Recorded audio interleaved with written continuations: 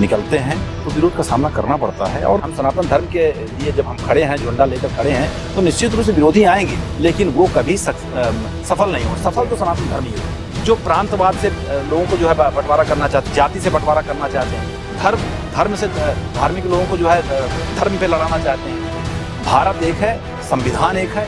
जो भारत को नहीं मान, संविधान को नहीं मान रहे, मतलब वो देशद्रोही है। नमस्कार, जोहार। आप देख रहे हैं हमारा चैनल और हमारे इस चैनल के खास कार्यक्रम खास मुलाकात में आज हमारे खास मेहमान हैं छत्तीसगढ़ के जाने माने हिंदू और धर्मवादी नेता वीरेंद्र सिंह तोमर, जो वर्तमान में करणी सेना के राष्ट्रीय उपाध्यक्ष हैं और छत्तीसगढ़ के प्रदेश अध्यक्ष हैं। तो वीरेंद्र जी, सबसे पहले आपका बहुत बहुत स्वागत हमारे इस खास कार्यक्रम में। वीरेंद्र जी, जिस प्रकार से एक खास मुलाकात करने का मौका हमें मिला, आपकी एक छवि जो है एक हिंदू नेता, एक कट्टर नेता के रूप में बनी हुई, संगठन के साथ आप जुड़े हैं, धर्म की रक्षा आप करते हैं। उससे पहले जो है, जो छत्तीसगढ़ की जो लोग आपको जानते हैं, लेकिन इससे पहले की जो आपकी जर्नी रही है कि आप कहाँ पर आप पैदा हुए, कहाँ पर आपका लालन पालन हुआ, ये तमाम चीज़ें आप हमारे दर्शकों को ज़रा बताइएगा। देखिए, जैसा कि आपने कहा, बहुत ही सही विषय आपने बोला है। मेरा जन्म यूपी के एक छोटे से गांव में हुआ जी। मेरे पिता जो है बेसिकली किसान थे, माताजी गृहिणी थी, जो कि बहुत स्थिति किसानों की आप समझ सकती हैं जी। किसान हरदम जो है गरीब किसान ही रहता है। लोगों को पेट में अनाज देता है, लोगों को सब जीने का सहारा वही है जी। लेकिन वो गरीब का गरीब रहता है। आज भी किसान गरीब ही है, कहा जाता है एक गरीब किसान था जी। तो मेरे पिताजी एक किसान थे। चूंकि कुछ ऐसी परिस्थितियां रहीं, पिताजी को जो है रायपुर आना पड़ा। माली हालत बहुत अच्छी नहीं थी। जब पिताजी रायपुर आए तो चूंकि वो बहुत स्वास्थ्य भी उनका ठीक नहीं रहता था जी। वो टीबी के पेशेंट थे। तो मैं घर का बड़ा था, दो मेरी बहनें, दो बहन और एक छोटा ब्रदर है। तो माताजी ने जब तब जो है वो चला करते थे, अंतर्देशीय कार्ड और चिट्ठियां चला करती थी। तो पिताजी का लेटर यहाँ से आया, पिताजी अभी रायपुर आ गए जी। रायपुर आए तो यहाँ से लेटर आया कि उनकी तबीयत ठीक नहीं, तो हम जो है माँ के साथ में हम यहाँ आ गए, रायपुर आ गए। और बड़ा संघर्ष रहा जीवन में। देखिए, अगर संघर्षों की कहानी बताने चालू करेंगे तो मुझे लगता है कि आधा घंटा का जो आपका कार्यक्रम है 20 मिनट का, वो बहुत कम पड़ जाएगा। तो मैं शॉर्ट में चीजों को बताता हूँ। संघर्ष चलता रहा जीवन में। इसी बीच में 2016 में पिताजी का 2006 में पिताजी का जो है स्वर्गवास हो जाता है। तो एक बड़ा बेटे की हैसियत से एक बड़ी जिम्मेदारी थी जी। दो बहनें थी, एक छोटा भाई था, माँ थी जिसका सहारा जो है, जो पति रहता है, पति के चले जाने से आप समझ सकते हैं क्या स्थिति हो जाती है, बेघर जैसी स्थिति। और उसी वैसे ही स्थिति हम 4 भाई बहनों की भी थी कि अब कौन सहारा हमारा। तो ईश्वर का नाम लेकर के संघर्ष करते रहे। माँ का साथ मिलता गया, माँ की प्रेरणा मिलती गई जी। तो जिस प्रकार से आप जैसे कि बता रहे हैं, जैसे कि वीरेंद्र जी ने कहा कि उत्तर प्रदेश में जो है इनका जन्म हुआ था, वो जन्मभूमि थी, लेकिन कर्मभूमि जो बन गई छत्तीसगढ़ बन गई आपकी। तो अब आप छत्तीसगढ़िया हो गए हैं। निश्चित रूप से। और जिस प्रकार से कहा जाता है कि जब एक परिवार की जिम्मेदारी जब देखी जाती है, जब एक परिवार के सबसे बड़े बेटे की जो जिम्मेदारी होती है, इन्होंने निभाई है। जैसा कि इन्होंने बताया कि कुछ सालों पहले जब बाल्यकाल में इनके पिताजी का निधन हो गया था, तो एक सारी जिम्मेदारी इनके ऊपर में आ गई। वीरेंद्र जी, जिस प्रकार से जिम्मेदारी आपके ऊपर आई और आपने जिम्मेदारी भी बखूबी निभाई, आपकी 2 छोटी बहनों की आपने शादी की, भाई की शादी की, फिर आप यहाँ पर आके एक बिजनेस एक खड़ा किया, जो पिताजी का जो काम था, आपने भी अपना काम किया। काफी चुनौतियां आपको आई, तो किस प्रकार से आपने बाहर दूसरे राज्य से आकर आपने छत्तीसगढ़ में आकर के किस प्रकार से अपने आप को स्थापित किया, किन किन चुनौतियों का आपने सामना किया? चुनौतियां इतनी थी कि लोगों ने जब हम घर से निकलते हैं, आप समझ, परिवार में ही 5 लोगों को परिवार हम नहीं सकेल पाते हैं जी। लेकिन जब समाज की तरफ बढ़ा है, पिताजी से और माताजी से हरदम प्रेरणा मिलती रही। और साथ साथ जो है स्वामी विवेकानंद जी से, क्रांतिकारी भगत सिंह जी से, इनसे प्रेरणा। भाई, परिवार के लिए सब जीते हैं, हम परिवार के जी रहे थे, परिवार की जिम्मेदारी समझ रहे। पिता नहीं थे, परिवार की जिम्मेदारी हमारे मस्तिष्क में थी कि परिवार को मुझे, लेकिन साथ साथ मुझे समाज की भी जिम्मेदारियों का एहसास होने लग गया था। क्योंकि माँ का हरदम कहना था, बेटा ये जो है, अगर हम समाज के लिए नहीं सोचेंगे, जो हाल हमारा था, बहुत सारे ऐसे लोग हैं जिनकी माली हालत वो रात को खाने को नहीं होता उनके। तो ये मेरे मस्तिष्क में मेरे माँ ने हरदम डालती रही, क्योंकि हमारी भी स्थिति ऐसी थी कि हमको रात को खाने में हमें बैर खा के सोना पड़ता था जी। मेरी माँ जो है दूसरों के यहाँ काम करके जो है आती थी और वहां से कुछ लेके आती, तब हमको खाने मिलता था। परिस्थितियां तो ऐसी थी, विकट परिस्थिति, मतलब वो बताया नहीं जा सकता कि परिस्थितियां कैसी थी। वो सोच लो तो रोंगटे खड़े हो जाते हैं कि किन परिस्थितियों को हमने फेस किया है। और साथ में जब आप परिवार के से निकलकर समाज की तरफ आगे बढ़ते हैं, समाज को कुछ दिशा दी जाए, समाज के लोगों के लिए खड़ा, जो दबे कुचले लोग उनके लिए खड़ा हुआ जाए, जब हम वहां पहुंचते हैं तो वहां पे जब आप कुछ करना चालू करते हैं तो बहुत सारे लोगों की निगाहें लग जाती हैं, ये इस तरह का कार्य भी कर रहा है, तो उनसे भी आपको बचना है जी। क्योंकि जब आप अच्छा कार्य करने निकलते हैं तो निश्चित रूप से कुछ दाना, कुछ राक्षस आपके इर्द गिर्द आने लग जाते हैं, वो आपको परेशान और आपको तरह तरह से आपको यातना देने का कोशिश करते हैं। ये आज से नहीं है, ये क्यों हम तो मानव हैं भाई, हमारे अंदर तो वो गुण नहीं है जो राम जी के अंदर थे, कृष्ण जी के अंदर थे। तो जब उनको नहीं छोड़ा गया तो हम तो एक बहुत तुच्छ प्राणी है, हम लोग तो एक मानव है।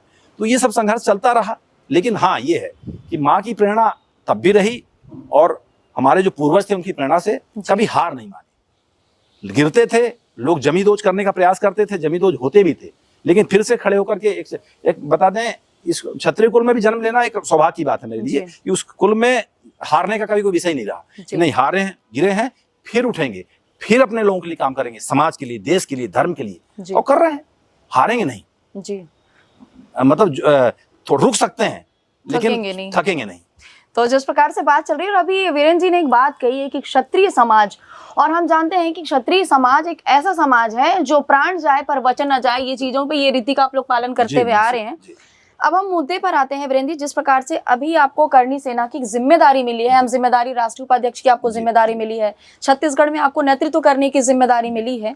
एक सवाल लोगों के मन में आता है, खैर संगठन तो बनते रहते हैं, लेकिन करणी सेना की उत्पत्ति का आखिर उद्देश्य क्या था, कि आखिर क्यों इसके लिए सोचा गया, क्यों करणी सेना बनी, इसके पीछे की क्या कहानी है? देखिए, करणी सेना की उत्पत्ति इसलिए हुई कि आप जानते हो हमारे पूर्वजों का इतिहास क्या रहा है जी। ये दुनिया जानती है कि हमारे जो पूर्वजों ने जो बलिदान देश धर्म के लिए दिया है, वो किसी और, मतलब और लोगों ने भी दिया है, लेकिन हमारे जो पूर्वजों ने दिया है वो किसी का छूता नहीं, और उसी पे कुठाराघात हो रहा है, इतिहास के साथ में छेड़छाड़ जी। ठीक है, हमारे जो पूर्वजों के इतिहास है उससे छेड़छाड़ करना फिल्म के माध्यम से, क्योंकि फिल्म को आदमी देखता है, आदमी मनोरंजन के दृष्टिकोण भर से नहीं देखता है, साथ साथ उसको जीवन में आत्मसात भी करता है, उससे प्रेरणा भी लेता है कि ये पिक्चर बनी है किसके लिए बनी है। लेकिन पिक्चरों के माध्यम से जब इस तरह की हरकत होने लगी कि हमारे देश और हमारे इतिहास से छेड़छाड़ होने लग गई, तो हम करणी सेना का उसी को लेकर एक गठन हुआ। और देखिए, सबसे महत्वपूर्ण ये होता है कि पहले हम अपने समाज को संगठित करें, उसके बाद हम देश और धर्म की बात कर पाए। जब हमारे पास लोग ही नहीं होंगे, कोई होगा नहीं, तो हम देश और धर्म की लड़ाई में हम हार जाएंगे। तो ये उत्पत्ति हुई करणी सेना की इतिहास से छेड़छाड़ हो रही है, धर्म मंदिरों को तोड़ा जा रहा है, गौ हत्या हो रही है, बहनों के साथ दुराचार हो रहा है, बेटियों के साथ दुराचार हो रहा है। तो इस तरह की सोच को लेकर के करणी सेना की उत्पत्ति हुई। और आज मैं जो है लगभग 10 सालों से करणी सेना का प्रदेश अध्यक्ष हूँ, छत्तीसगढ़ प्रदेश अध्यक्ष हूँ, और राष्ट्रीय उपाध्यक्ष भी मुझे जिम्मेदारी विगत 4 वर्षों से मैं उस जिम्मेदारी में भी हूँ। तो एक समाज और धर्म के लिए कार्य करने का अवसर मिल रहा है, देश के लिए कार्य करने का अवसर मिल रहा है। तो हम सब सैनिक हैं, ये पद कोई मायने नहीं रखता। मैं एक सिंपल सा करणी सैनिक हूँ, मैं सिंपल सा एक छत्तीसगढ़िया व्यक्ति हूँ, और सिंपल सा एक जन हूँ, एक आदमी हूँ, एक मानव हूँ, जो होना चाहिए। एक पद जिम्मेदारी में जिम्मेदारी बढ़ जाती है, और ये मानते हैं इस बात को, जिम्मेदारी बढ़ जाती है। तो एक सिंपल सा एक सैनिक होकर के अपने देश और अपने प्रदेश, अपने धर्म के लिए कार्य कर रहे हैं जी। तो जैसा कि हमने सुना कि आखिर हम करणी सेना जब सुनते हैं, देखते हैं, और जब उनकी एक्टिविटी जब हम देश और प्रदेश में जब देखते हैं, तो हमारे मन में सवाल आता है कि आखिर करणी सेना ही क्यों? तो उन्होंने साफ तौर पर बता दिया कि इतिहास से जब छेड़छाड़ होता है, जब धर्म के विरुद्ध जब लोग जाते हैं और धर्म के खिलाफ जब लोग अनर्गल बातें करने लगते हैं, तब इस प्रकार के संगठनों का जन्म होता है, जिसका एक जीता जागता उदाहरण है करणी सेना। अब करणी सेना की हमने बात की, हमने देखा है वीरेंद्र जी, आप जो है लोगों को गीता भी बांटते हैं, भागवत भी आप लोगों को बांटते हैं, धर्म का आप प्रचार करते हैं। भारत एक धर्मनिरपेक्ष राष्ट्र है, भारत को एक हिंदू राष्ट्र का दर्जा मानने की मांग चल रही है, लेकिन ऐसी क्या स्थिति आ गई, परिस्थिति आ गई कि लोगों को उनके धर्म के बारे में बताने के लिए हमें अब आगे आना पड़ रहा है। धर्म के लिए जो हम लोगों को जगा रहे हैं, आखिर इसकी नौबत क्यों आई? क्या लगता है, क्या जो आधुनिक जो पाश्चात्य जो संस्कृति वो हम पर ज्यादा हावी हो रही है, क्या कारण मानते हैं आप इसका? निश्चित, ये इसमें आपकी बात का समर्थन करता हूँ कि आधुनिक जो पाश्चात्य संस्कृति है, ये आज हमारे भारत में हावी है। आप देखेंगे कि हमारी जो संस्कृति है वो विदेशों में लोग अपना रहे जी। हैं, लेकिन कहीं ना कहीं विदेश की संस्कृति, विदेशियों की संस्कृति को हमारे यहाँ जो है उसको जो है वो अपनाया जा रहा है। चूंकि पूरे विश्व में भारत की जो संस्कृति रही है, जो सनातन धर्म की संस्कृति रही है, इसको पूरे विश्व ने सराहा है, इसको आत्मसात किया है, लेकिन हम उससे भटक रहे हैं, युवा हमारे उससे भटक रहे हैं। ये कहीं ना कहीं सही नहीं, लेकिन उस पर काम चल रहा है। हमारी चाहे देश की सरकार हो, चाहे सामाजिक जितने भी सामाजिक लोग हैं, कहीं ना कहीं धर्म जागरण करते हुए आज आप देखते होंगे धार्मिक हजारों लाखों तरह के आयोजन, जैसे आपने कहा कि हम श्रीमद गीता का वितरण कर रहे हैं, 1.25 लाख गीता बांट चुके हैं और वो 1.25 करोड़ तक गीता बांटने का लक्ष्य है। और बांटने के साथ साथ हम ये भी बता रहे हैं कि इसको पढ़ें, आप एक पेज पढ़ें, 4 शब्द पढ़ें, जो है कुछ भी पढ़ें, क्योंकि गीता संपूर्ण है। गीता को आपने पढ़ लिया मतलब आपका जीवन धन्य हो गया। और अगर आपने उसको पढ़ने के साथ साथ आत्मसात कर लिया तो निश्चित रूप से आप एक भगवान के रूप, आप गीता जो है आपको भगवान बनाने के ऊपर लेके जाती है। गीता पढ़ लेने से, गीता माने तो कुछ नहीं, और अगर आपने उसको पढ़ लिया तो भगवान की तरफ राम बनाने की तरफ लेके जाती है, आपको भगवान की तरफ लेके जाती है। तो निश्चित रूप से युवाओं के अंदर में जागरूकता आई है, बहुत युवा जागरूक हुए हैं और इसका प्रतिफल भी मिल रहा है। आप देखते होंगे जब मंदिरों में पहले भीड़ नहीं होती थी, शराब मदिराला में ज्यादा भीड़ होती थी, लेकिन कहीं ना कहीं ये भीड़ जो है मंदिरों की तरफ बढ़ी है। आप जाकर देखें, आज आप बमनेश्वरी डोंगरगढ़ चले जाएं, वहाँ लाइन लगी हुई, लोग करोड़ों लोग वहां पर पहुंचकर जो है दर्शन कर रहे हैं। तो कहीं ना कहीं रुझान तो बढ़ा है और लोगों के अंदर में धर्म का जो है जागरण हुआ है, और ये निश्चित रूप से होगा। और हमारा भारत देश निश्चित रूप से धर्मनिरपेक्ष देश है, और यह हिंदू राष्ट्र की जो मांग है वो संपूर्ण होने वाली है, बहुत जल्द संपूर्ण। अच्छा, इसमें आपको लगता है कि तोमर जी की युवाओं को धर्म से जोड़ना चुनौती है? आपको लगा? आप छत्तीसगढ़ में काम करते हैं, क्योंकि आपकी जो छवि है एक हिंदू और कट्टर नेता के रूप में है। आप किसी राजनीति से नहीं जुड़े, लेकिन आप हिंदुत्व के साथ में जुड़े। लगता है आपको चुनौती होती है? चुनौती तो है। कैसे होती है चुनौतियां? कैसे आई? कोई क्या है, जब हम अच्छा कार्य करने निकलते हैं और धर्म के जागरण के लिए चुनौतियां कैसे नहीं है। आप देखिए, मैं आपको एक अभी का वाकया बताऊं। कुछ दिन पर हमारी संस्था ने जो है 3 साल पहले खामगंगा महाआरती शुरू की जी। अब मतलब मैं उसको लेके आ गया हूँ, आपकी उसमें शुरू की, और उसमें 3 सालों में लाखों लोग जुड़े, लेकिन कुछ ऐसे लोग भी हैं जो उसका विरोध भी कर रहे हैं जी। चुनौती तो है, लेकिन असंभव नहीं है।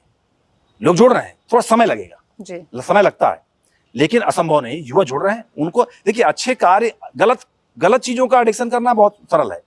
किसी व्यक्ति को आप कोई गलत चीज आप खिलाएं उसको या पिला दें, आप जानते हो कि बहुत सारी चीजें चलती जो है समाज में, जो पीते खाते लोग हैं, उसको 2-4 बार पीने पर उसको लत लग जाती है। लेकिन वही रामायण और गीता और भागवत पढ़ने में उनकी लत नहीं लगती है। एक पेज पढ़ने के बाद में या 2 शब्द पढ़ने के बाद में उनको लगता है नहीं, छोड़ो इसको, बोरिंग है। थोड़ा समय लगेगा उनको आदत में लाने के लिए। धर्म का जागरण के लिए युवाओं को प्रेरित करने के लिए है, चैलेंज तो है, लेकिन चैलेंज हम लोग स्वीकार करते हैं, हमारी जो टीम है स्वीकार करते हैं और उनको उस दिशा पे लेके ही आएंगे, चाहे उसके लिए कुछ भी करना पड़े जी। तो हमारी चर्चा हो रही है करनी सेना के राष्ट्रीय उपाध्यक्ष और छत्तीसगढ़ के प्रदेश अध्यक्ष वीरेंद्र सिंह तोमर जी से, जिन्होंने बताया कि आखिर युवाओं को कैसे धर्म से जोड़ा जाएगा। आगे भी इनसे चर्चा होगी, लेकिन फिलहाल अभी वक्त हो चला एक छोटे से ब्रेक का, और ब्रेक के बाद हम बहुत जल्द लौटेंगे। कहाँ हो आते जी? तिहार का तिहार? सुशासन तिहार। लेकर साथ सबका माने अपना परिवार, मन से जन को जोड़ने का नया तिहार, सुशासन तिहार, सुशासन तिहार, सबके सपनों का आधार। और ब्रेक के बाद एक बार फिर से आप सभी का स्वागत है। और जैसे कि खास मुलाकात में हम बात करते हैं हमारे खास मेहमान वीरेंद्र सिंह तोमर से, जो छत्तीसगढ़ में करनी सेना के प्रदेश अध्यक्ष और साथ ही साथ राष्ट्रीय उपाध्यक्ष भी हैं। तो अब बातों का सिलसिला जारी रहेगा। तोमर जी, हम फिर से आपकी तरफ रुख करेंगे। हमारी भी बात चल रही थी कि युवाओं को धर्म से जोड़ना कितनी बड़ी चुनौती होती है। अब हम युवाओं को तो धीरे धीरे हम देख रहे हैं कि वो सनातन जो धर्म है, जो अपने धर्म, उसके प्रति वो धीरे धीरे जो है वो आकर्षित हो रहे हैं, उनके साथ में मिल रहे हैं। अब हम बात करते हैं छत्तीसगढ़ की जो हालिया जो अभी के जो समय चल रहा है उसमें हम बात करेंगे। आप लोग लगातार कोई ना कोई आप धार्मिक कार्य आप करते हैं, आयोजन करते हैं, विरोध का भी आप लोगों को सामना करना पड़ता है। तो जब विरोध आता है धर्म के साथ में, तब आप कैसा महसूस करते हैं? आप देखिए, एक धर्म के साथ विरोध, मुझे तो आनंद आता है। ठीक है, तुम विरोधी का विरोध हो, लेकिन चलो धर्म के साथ एक बहुत बड़ी चीज़ है कि धर्म सत्य है, सनातन धर्म सत्य है, तो सत्य के साथ जब आप खड़े हैं तो आपके अंदर ताकत ऑटोमेटिक आ जाती है। तो मैं इससे विचलित बिल्कुल नहीं होता कि हम खड़े हैं सत्य के साथ में। तो जो विरोधी हैं कहीं ना कहीं हम ये समझते हैं कि राम जी का विरोध भी करने वाले लोग थे, कृष्ण जी का विरोध करने वाले भी, तो वो अताताई या वो राक्षस कुल के लोग हो सकते हैं विरोध करने वाले, लेकिन हम सत्य सनातन धर्म की तरफ हैं। हम सनातन धर्म को जागरण करने वाले लोग हैं, सनातन धर्म को मानने वाले लोग हैं, तो हम सत्य के साथ में है। इससे कोई मतलब बिल्कुल डर नहीं, बिल्कुल लगे हुए हैं बस। जी। तो जैसा कि इनका कहना है, क्योंकि गागर में सागर भरने वाली बात आप करते हैं वीरेंद्र जी, क्योंकि आप अपने कम शब्दों में ही तमाम बातें कह देते हैं। जिस प्रकार से ये कहा जाता है ना कि सत्य जो है वो थक सकता है लेकिन पराजित नहीं हो सकता, और वही चीज़ें धर्म पर भी है। धर्म जो है कहीं ना कहीं पराजित तो हो नहीं पाएगा, लेकिन लोग उसे पराजित करने का प्रयास कर रहे हैं, वो चीज़ें चल रही हैं। एक चीज़ हमने ये भी देखा है, आप करणी सेना से जुड़े हैं। धर्म की रक्षा करने के लिए अगर हम बात करें, विश्व हिंदू परिषद है, आपकी करणी सेना है जो अपने धर्म की रक्षा करती है। तो हमने ये भी देखा है कि हमेशा हिंदू संगठन से जुड़े जो लोग हैं या जो संगठन है वही हमेशा विवादों में क्यों घिरे रहते हैं? इसके पीछे आप क्या कारण मानते हैं? आप जब देखेंगे कि जब कोई चीज़ का विरोध जब विश्व हिंदू परिषद करता है, करणी सेना जब करती, तो लाखों लोग उसके विरोध में आ जाते हैं। इसके पीछे आप क्या कारण मानते हैं? निश्चित रूप से जब आप कुछ अच्छा करने के लिए निकलते हैं तो विरोध का सामना करना पड़ता है, और वो सारे संगठन करते हैं। जब कुछ करेंगे नहीं तो उसकी जैसे कोई क्रिया होती है उसकी प्रतिक्रिया तो होनी है ना।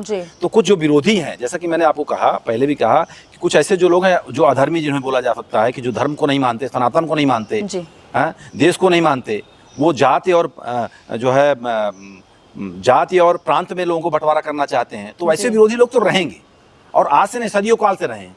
तो जब हम, जैसे आपने नाम लिया विश्व हिंदू परिषद का, जब उन्होंने उन जैसे ऐसे बड़े करणी सेना का आपने नाम लिया, तो ऐसे लोगों को जब विरोध करने, जब, लेकिन सबसे महत्वपूर्ण ये होता है क्या हम कार्य क्या कर रहे हैं। हम सनातन धर्म के लिए जब हम खड़े हैं, झंडा लेकर खड़े हैं, तो निश्चित रूप से विरोधी आएंगे, लेकिन वो कभी सफल नहीं होगा। सफल तो सनातन धर्म ही होगा, सनातन धर्म के मानने वाले लोग होंगे, सनातन धर्म का जो कार्य करने वाले लोग हैं, उनके लिए जो प्राण तक लगाने वाले लोग हैं, जीतेंगे तो वही लोग। तो उसी कार्य को कर रहे हैं, और निश्चित रूप से सनातन धर्म की जीत हरदम हुई है, और आज भी होगी और कल भी होगी। जी वीरेंद्र जी, लेकिन हमने देखा है कि आप धर्म की लड़ाई लड़ रहे हैं, आप यहाँ प्रदेश में हैं, आप धर्म की रक्षा के लिए लड़ाई कर रहे हैं, लेकिन फिर भी कहीं ना कहीं बाहरीवाद का जो एक ठप्पा जो लगा हुआ है वो लगा हुआ है। तो वो बाहरीवाद जो बोलते हैं कि बाहर से आए हुए लोग हैं, यहाँ स्थापित हो गए, उन्हें आप क्या कहना चाहेंगे हमारे कार्यक्रम के माध्यम से? देखिए, भारत एक है।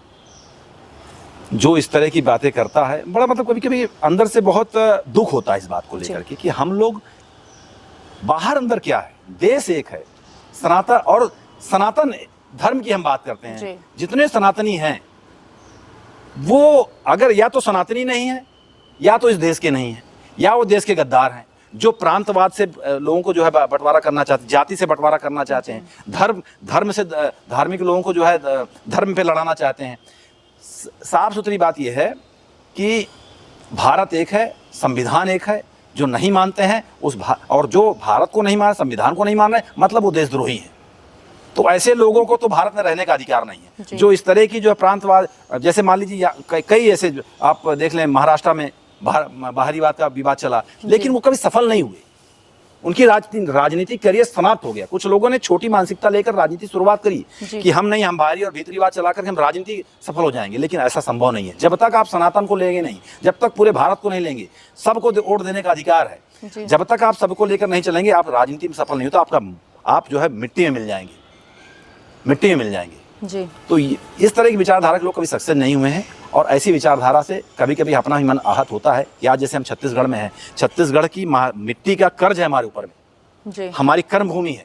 जितना बोलना नहीं चाहिए, जितना यहाँ छत्तीसगढ़ के लोग छत्तीसगढ़ को नहीं मतलब नहीं कर पाएंगे, उतना बाहरी लोग इस छत्तीसगढ़ की मिट्टी के लिए मरने और मिट्टी के लिए तैयार है। वो हमारे लिए बहुत महत्वपूर्ण मिट्टी है। ये छत्तीसगढ़ महतारी हम लोगों की माँ है हमारी। हम इसके आंचल में रह करके हमने यहाँ पे ग्रोथ किया है, तो निश्चित रूप से हमारे लिए बहुत महत्वपूर्ण है। हम बेसिकली मैं छत्तीसगढ़ में हूँ, तो छत्तीसगढ़ की थोड़ी सी मैंने आपको विशेष रूप से बता दी। बड़ा दुख हो जब कोई ऐसे बात बोलता है कि आप बाहरी आप अंदरी, तो बहुत तकलीफ होती है इस बात को लेकर के। तो जिस प्रकार से हम बात कर रहे हैं, एक हिंदू नेता के रूप में जो छवि बनी हुई है, और हिंदू के साथ साथ कट्टर नेता भी है, और कट्टरता है धर्म के प्रति, ये कट्टरता है। और कट्टरता क्यों ना हो, क्योंकि यदि जो धर्म के राह पे चलता है, सत्य की राह पे जो चलता है, उसमें कहीं ना कहीं कट्टरता आनी चाहिए। हमने देखा कि इसी कट्टरता के पीछे जो है लोग कई आपके ऊपर एलिगेशंस लगाते हैं, कई आपके ऊपर आरोप भी लगाते हैं कि इनका बैकग्राउंड ऐसा है ये, तो उस समय आप कैसा महसूस करते हैं? क्योंकि आप तो यहाँ के लोगों के लिए सोच रहे हैं, लेकिन फिर भी वही लोग आपके खिलाफ जब बोलते हैं, आपके खिलाफ कोई आरोप लगाते हैं, प्रत्यारोप करते हैं, कानूनी लड़ाई और दांवपेच की बात करती हैं, उस समय आप कैसे निपटते हैं तमाम चीज़ों से? देखिए क्या होता है, वो भी अपने भाई हैं। छत्तीसगढ़ का एक एक बंदा, छत्तीसगढ़ का एक एक व्यक्ति, एक एक माताएं, बहनें, युवा साथी, बच्चे, सब अपने हैं। सबसे महत्वपूर्ण मैं आपको बता दूं, सब अपने हैं। लेकिन कुछ ऐसे लोग हैं जो उनके ब्रेन वॉश करना चाहते हैं, उनको जो गलत दिशा पे उनके मस्तिष्क में जहर घोल रहे हैं, वो सफल नहीं होंगे। वो आज उनको लगता है कि हम गलत हैं या गलत कर रहे हैं, उनके मन में ऐसा डाला जा रहा है, लेकिन कल जब उनको पता चलेगा नहीं, यही वीरेंद्र सिंह तोमर आज पूरे प्रदेश में घर घर जाकर के लोगों को चरण धो रहा है, चरण छू रहा है, और जा करके लोगों के दुख सुख में खड़ा हो रहा है, लोग जो दबे कुचले लोग हैं उनका सहारा बन रहा है, तो निश्चित रूप से मुख्य धारा पे आकर के हमारे कंधे से कंधा मिलाएंगे और हमारा साथ देंगे। मुझे पूरा विश्वास है छत्तीसगढ़ के लोग इतने दयावान लोग हैं। यहाँ की संस्कृति का एक उदाहरण बता दूं मैं आपको, जब ये ऐसे लोग हैं कि अगर इनके थाली में खाना है, 2 रोटियां हैं, 4 रोटियां हैं, अगर बाहर का कोई व्यक्ति आ गया तो उसे निश्चित रूप से बैठाकर अपनी थाली की रोटी दे देने वाले लोग हैं। ऐसे उदार दिल वाले छत्तीसगढ़ के लोग हैं। तो निश्चित रूप से आज अगर कुछ ऐसे लोग हैं जो दुराचारी टाइप के लोग, अधर्मी लोग हैं, उनको ऐसे युवाओं को बरगलाने की कोशिश कर रहे हैं, उनको जो है नशे की तरफ लेके जा रहे हैं, उनके नशा करवा कर उनसे गलत चीज़ करवा रहे हैं, तो बहुत दिन तक सफल नहीं होंगे। क्योंकि हम सनातन धर्म को मानने वाले लोग हैं, हम एक देश को मानने वाले लोग हैं, एक संविधान को मानने वाले लोग हैं। तो निश्चित रूप से जब हम सत्य के राह पर चल रहे हैं, देश सत्य के राह पर चल रहा है, तो वो बच्चे आज जो है हमारी खिलाफत कर सकते हैं, लेकिन कल वो हमारा कंधा बनेंगे, हमारी ताकत बनेंगे, और उन्हीं की ताकत को लेकर के हम छत्तीसगढ़ का जो है छत्तीसगढ़ का भला करेंगे, छत्तीसगढ़ के लोगों का भला करेंगे, तब दूध का दूध और पानी का पानी हो जाएगा। जी, तो कहीं ना कहीं धर्म के रास्ते पर युवा निकल चुका है, और इसके साथ ही साथ अब धर्म की रक्षा करने के लिए अनेक संगठन और युवा भी आ चुके हैं। चलते चलते वीरेंद्र जी, आप जो हमारे छत्तीसगढ़ के जो युवा हैं, उन्हें आप क्या संदेश देना चाहेंगे? आप देखिए, मैं छत्तीसगढ़ के माताओं, बहनों और युवा साथियों को भी निवेदन करना चाहूँगा कि आप सब सनातनी हैं, सनातन धर्म को मानने वाले लोग हैं। आप किसी भी व्यसन से, नशे से दूर रहें। आप छत्तीसगढ़ के वो उदार दिल के लोग हैं, उस महतारी के लोग हैं जो अपने जीवन में लोगों को सम्मान देना, लोगों को संस्कृति को एक्सेप्ट करना सिखाती है। मैं आप सबसे निवेदन करना चाहूँगा आपके चैनल के माध्यम से कि आप सब सनातन धर्म को माने और भारत को माने। संविधान एक है, देश एक है, और उसी देश का छत्तीसगढ़ एक हिस्सा है। हम सब सनातनी हैं, हम सब भारतीय हैं। ऐसी मैं आप सबसे विनती करता हूं, और सनातन धर्म का झंडा लेकर आगे बढ़ें। मैं वीरेंद्र सिंह तोमर आपके साथ में हर तन मन धन से आपके साथ में हूं। जहां मेरी आवश्यकता होगी मैं आपके साथ में रहूंगा। बहुत बहुत धन्यवाद। बहुत बहुत धन्यवाद आपका, हमारे इस कार्यक्रम में आपने आए, आपने अपना समय दिया। तो ये हमारी चर्चा हो रही थी करणी सेना के राष्ट्रीय उपाध्यक्ष और छत्तीसगढ़ के प्रदेश अध्यक्ष वीरेंद्र सिंह तोमर से, जिनकी पहचान एक हिंदू नेता के रूप में है। हिंदू जो धर्मवादी जो नेता होते हैं, धर्म नेता हैं, उनके रूप में है, जिन्होंने सीधे तौर पर अपनी धर्म की रक्षा करने के लिए लोगों से अपील की, और साथ ही साथ उन्होंने ये भी कहा है कि यदि आप धर्म की रक्षा करते हैं, धर्म के साथ चलते हैं, तो ये भी आपके साथ चलेंगे। और एक चीज़ हम भी ये कहते हैं कि हमारा ये जो चैनल है वो किसी भी धर्म का प्रचार या दुष्प्रचार नहीं करता है। धर्म वो कोई सा भी हो सकता है, चाहे वो हिंदू धर्म हो, चाहे अलग अलग मजहब को मानने वाले जो धर्म के लोग हैं, अपने अपने धर्मों की आप रक्षा करें। लेकिन एक बात यह भी है कि आप अपनी धर्म की रक्षा के साथ साथ दूसरों के धर्म का अपमान ना करें। ये भी संदेश इन्होंने इस कार्यक्रम के माध्यम से दिया है। तो हम भी आपसे ये अनुरोध करेंगे कि आप भी अपने अपने धर्मों की रक्षा करें, और इस देश का जो संविधान है उसकी बातों को और संविधान को ध्यान में रखते हुए भी आप भी छत्तीसगढ़ के एक अच्छे नागरिक और देश के एक अच्छे नागरिक बनने में अपना सहयोग जरूर प्रदान करें। तो हमारे इस खास मुलाकात में हमारी चर्चा हो रही थी वीरेंद्र सिंह तोमर से। अगले किसी खास कार्यक्रम में किसी खास व्यक्ति से हम फिर मिलेंगे। तब तक के लिए आप अपनी दोस्त अंबिका मिश्रा यानी कि मुझे इजाजत दें। नमस्कार, जय जोहार।